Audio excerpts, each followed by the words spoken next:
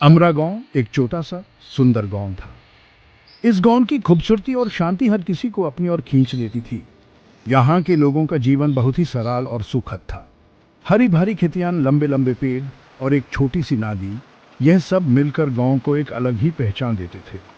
गांव के चारों तरफ हरियाली ही हरियाली थी। यह सब मिलकर गांव की सुंदरता को और भी बढ़ा देते थे।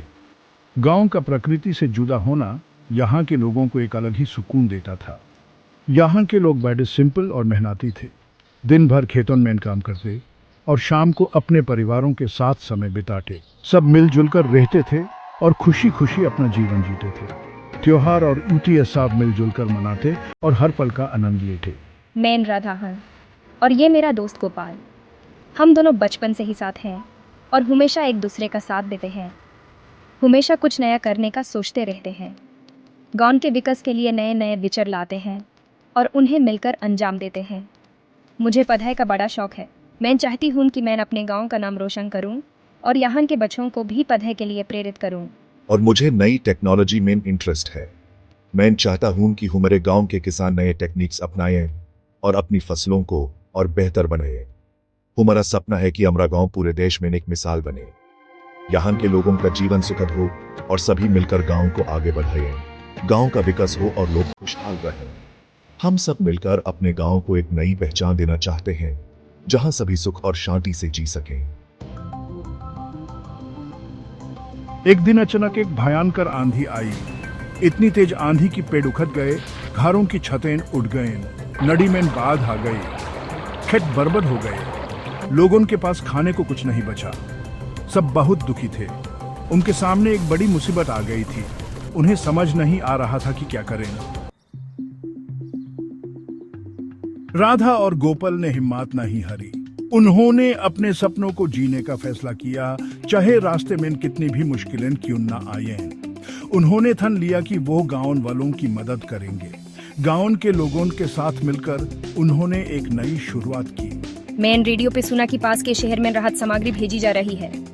यह खबर सुनते ही हम सब ने मिलकर यह फैसला किया कि हम भी अपना योगदान देंगे। मैं तुरंत अपना ट्रैक्टर निकाला। मुझे पता था कि यह समय मिलजुल कर काम करने का है।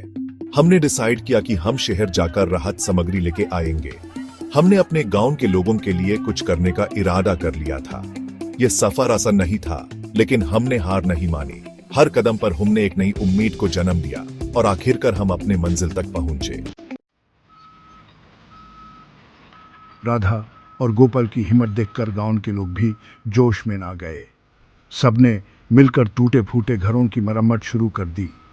उन्होंने अपनी पूरी शक्ति और समय इस काम में लगा दिया। हर कोई अपने हिस्से का योगदान दे रहा था, चाहे वो छोटा हो या बड़ा। गांव के लोग एक परिवार की तरह मिलजुल कर काम कर रहे थे। हम शहर से राहत सामग्री लेकर आए हैं। सबको खाना और जरूरत का सामान मिलेगा। हम सब मिलकर इस कठिन समय का सामना करेंगे। एपी लोगों की मदद के लिए हम हमेशा यहाँ हैं। यह समय एक दूसरे का साथ देने का है। धीरे धीरे गांव फिर से बसने लगा। इस घटना ने यह साबित कर दिया कि एकता में कितनी शक्ति होती है। जब सब मिलकर काम करते हैं तो कोई भी कठिनाई असंभव नहीं होती। गांव के लोग अपने नए जीवन की शुरुआत कर रहे थे और उनके चेहरों पर मुस्कुराहट वापस आ गई थी। अगर हम सब मिलकर किसी भी मुसीबत का सामना करें तो उसे हरा सकते हैं। एकता और सहयोग से हम हर कठिनाई को पार कर सकते हैं। यह घटना हमें ये सिखाती है कि मिलजुल कर रहने में ही हमारी शक्ति है। राधा और गोपाल की कहानी हमें प्रेरित करती है कि हमें कभी हार नहीं माननी चाहिए। उन्होंने हमें दिखाया कि अगर हम सब मिलकर काम करें तो कोई भी कठिनाई हमारे रास्ते में नहीं आ सकती। ये कहानी एकता और सहयोग की जीत है, जो हमें हमेशा याद रहेगी।